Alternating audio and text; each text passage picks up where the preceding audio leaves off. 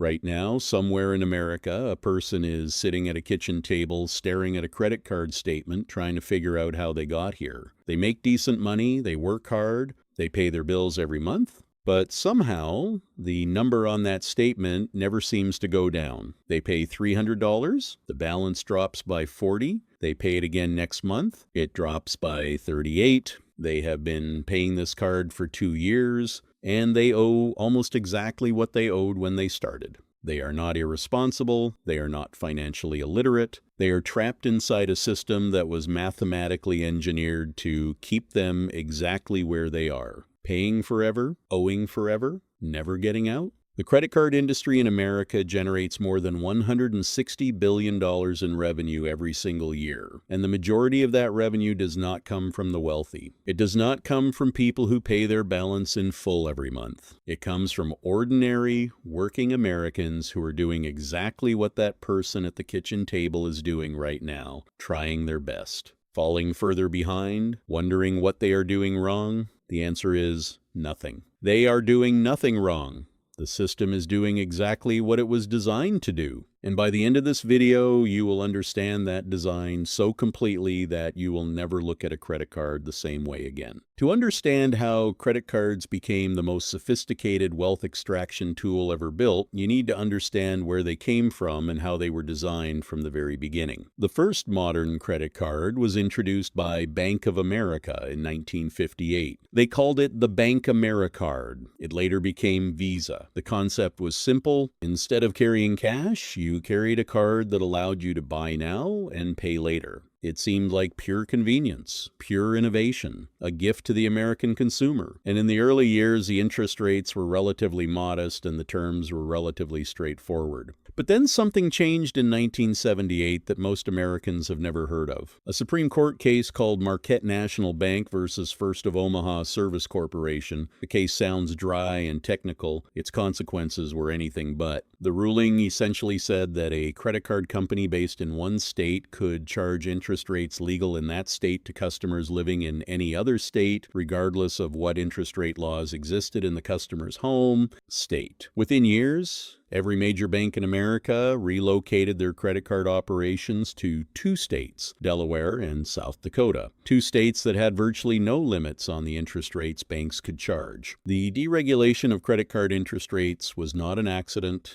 It was not an oversight. It was a deliberate legal and legislative achievement by the banking industry that transformed credit cards from a convenient payment tool into the most profitable debt trap in the history of American finance. And it was done so quietly, so technically, and so far outside the awareness of ordinary Americans that by the time most people understood what had happened, they were already inside the trap. Now let us talk about the mathematics, because this is where credit cards stop being a financial product and start being something that deserves a much darker description. The average American credit card today charges an interest rate of between 20 and 29% annually. Let that number sit for a moment, 20 to 29%. For context, the average annual return of the stock market over the last century has been approximately 10%, which means the interest rate your credit card charges you every year is 2 to 3 times greater than the best long-term investment return most Americans will ever achieve. If you carry a balance of $5,000 on a credit card charging 24% interest and you make only the minimum payment every month, here is what actually happens. Your minimum payment on $5,000 is approximately $112 per month. Of that $112, approximately $100 goes to interest. $12 reduces your actual balance. At that rate, it will take you approximately 22 years to pay off $5,000. And the total amount you will pay over those 22 years is not $5,000, it is $12,300. You borrowed $5,000, you paid back $12,300. The bank made $7,300 from a single $5,000 balance, and that is assuming you never use the card again, never miss a payment, never trigger a penalty rate. The mathematics of minimum payments were not designed to help you get out of debt. They were designed to keep you in debt for the maximum possible period of time while extracting the maximum possible amount of money from you. This is not a conspiracy theory. This is federally disclosed mathematics that every credit card company is legally required to show you on your statement. They show it to you because they are required to, not because they believe you will do the math. But the interest rate is only the beginning. Because the modern credit card is not just an interest rate machine. It is a behavioral engineering masterpiece. Every element of how credit cards are designed, marketed, presented, and structured has been refined over decades using psychology research, behavioral economics, and data from hundreds of millions of transactions to maximize one specific outcome: getting you to spend more than you planned, carry a balance longer than you intended, and feel comfortable about doing both. Start with the credit limit. When a bank gives you a $10,000 credit limit, they are not doing you a favor. They are anchoring your spending psychology to a number. Research consistently shows that people spend more when their available credit is higher, regardless of their income or savings. The limit is not a safety net. It is a spending prompt. Then there are the rewards programs: cash back, airline miles, hotel points, sign-up bonuses. These programs cost the credit card companies billions of dollars annually. They fund those programs entirely from the interchange fees charged to merchants and the interest paid by the approximately 55% of American cardholders who carry a balance every month. The rewards are not a gift. They are a carefully calculated behavioral incentive designed to increase spending, increase loyalty to a specific card, and most importantly, normalize the psychological association between using a credit card and receiving a reward. You swipe. You get points. Your brain registers a small positive signal. Over time, your brain begins to associate spending on credit with reward rather than with debt. This is not accidental. This is applied neuroscience in service of profit. Then, there is the penalty structure, the system that activates when you fall even slightly behind. Miss one payment on most American credit cards and several things happen simultaneously.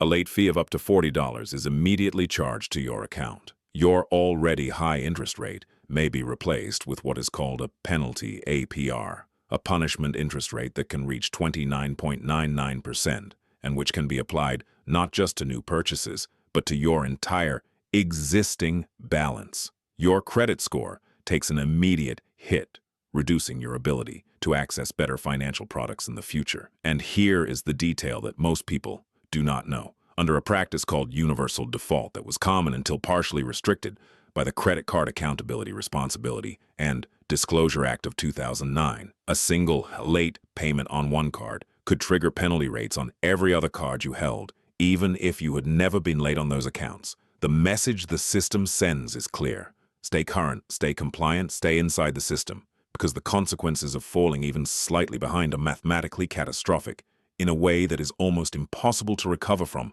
without significant sacrifice. And for the approximately 40% of Americans who report they could not cover a $400 emergency expense without going into debt, the penalty structure of credit cards is not a theoretical risk. It is a mathematical certainty waiting for the inevitable moment when life does what life always does. Something unexpected happens, and the system punishes you for it. Let us talk about who this system hurts most, because credit card debt in America is not equally distributed. It follows the same pattern as almost every other financial burden in this country. It falls heaviest on the people who can least afford it. Americans earning under $30,000 per year pay the highest interest rates on their credit cards. They are least likely to qualify for the low-rate cards, least likely to have the credit score necessary to negotiate better terms, most likely to carry a balance from month to month, and most likely to be hit with penalty rates when an emergency pushes them past their payment deadline. Meanwhile, Americans earning over $100,000 per year use credit cards primarily as a cash flow tool. They put everything on their rewards card. They collect the points and the cash back. They pay the balance in full every month. They pay zero interest. They are essentially using the credit card system to extract value that is funded in part by the interest payments of lower-income cardholders. This is not illegal. It is by design.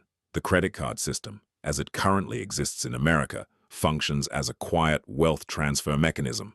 Money flows from lower-income Americans who carry balances and pay interest upward to higher-income Americans who collect rewards and pay nothing, and further upward to the banks and shareholders who profit from the entire arrangement. The credit card is not a financial equalizer.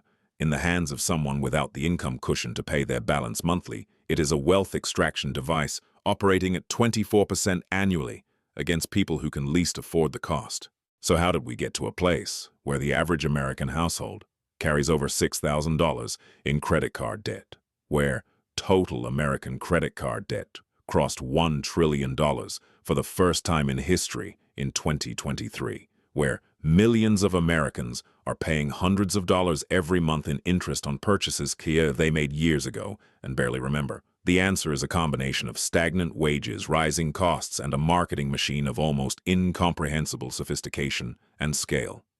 The credit card industry spends approximately $1 billion per year on advertising in America. These advertisements do not show people trapped in debt. They show people living their best lives, traveling, dining, shopping, experiencing. The emotional message is consistent and powerful. A credit card is not debt.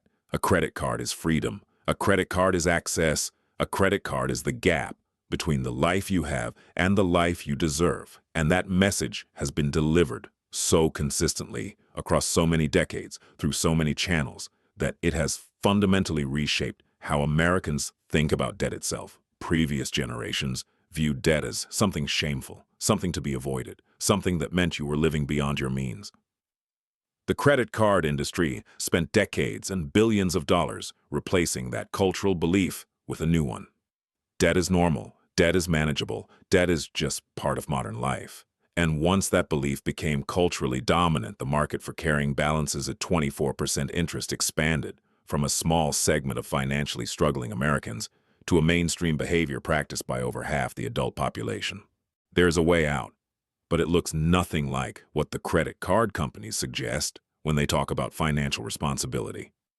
The industry loves to frame credit card debt as a personal responsibility issue. You spent too much, you need to budget better, you need to be more disciplined. And while personal behavior matters, the framing conveniently ignores the billions spent engineering you toward exactly the behavior they now blame you for. The mathematical path out of credit card debt follows a specific sequence that never changes. First, you stop adding to the balance. This sounds obvious, but the behavioral engineering of rewards programs and normalized spending makes it genuinely difficult. Second, you identify the card with the highest interest rate and you attack that balance first, while maintaining minimum payments on everything else. This is called the avalanche method, and it is mathematically optimal. Third, you find every possible source of additional income and every possible reduction in discretionary spending, and you direct all of it toward that highest rate balance until it is gone. Then you move to the next one. Fourth, and most importantly, you rebuild your relationship with credit from the ground up. A credit card used correctly, balance paid in full every single month without exception, is a useful financial tool. A credit card with a carried balance is a wealth destruction machine operating against you at a rate that would be considered predatory in almost any other financial context. The difference between those two relationships with credit is not intelligence or discipline, it is income cushion, which is why the most powerful thing you can do is not just pay down your credit card, it is build the emergency fund that means you never have to put the emergency on the card in the first place. But let us be honest about something that the personal finance industry rarely admits. For a significant percentage of Americans carrying credit card debt, the mathematical path out is not primarily a behavioral problem. It is an income problem. When your rent takes 40% of your take-home pay, when your car payment and insurance take another 20%, when groceries and utilities take another 20%, you are left with 20% of your income for everything else, including the credit card payment that is already carrying interest from the emergency that pushed you into debt in the first place. You cannot budget your way out of a situation where the income is structurally insufficient for the cost of basic existence in your city. This is the conversation that credit card companies and personal finance influencers alike prefer not to have, because it leads somewhere uncomfortable. It leads to the conclusion that credit card debt for a growing number of Americans is not a symptom of poor financial habits. It is a symptom of an economy where wages have not kept pace with the cost of living for decades, and where the credit card has become the shock absorber between what people earn and what it costs to exist. The credit card debt crisis in America and the housing crisis and the student loan crisis and the healthcare cost crisis are not separate problems. They are different expressions of the same underlying mathematical reality. The gap between what ordinary Americans earn and what it costs to live a stable ordinary American life has been widening for 40 years. And credit cards did not create that gap, but they have become the most profitable tool ever built for extracting money from the people living inside it. Here is the final truth about credit cards in America. The system is not broken. It is working exactly as designed. It was designed by extraordinarily intelligent people with access to the best behavioral research, the best legal minds, and the best lobbyists that money could buy. It was designed to be used by everyone and to be escaped by as few people as possible. It was designed so that the people who understand it best pay nothing and the people who understand it least pay for everyone. And it was designed to feel like freedom while functioning like a cage. The $1 trillion in American credit card debt is not evidence of a nation of irresponsible spenders. It is evidence of a system so well engineered that it converted the ordinary financial stress of ordinary working Americans into the most reliable profit stream in the history of consumer banking.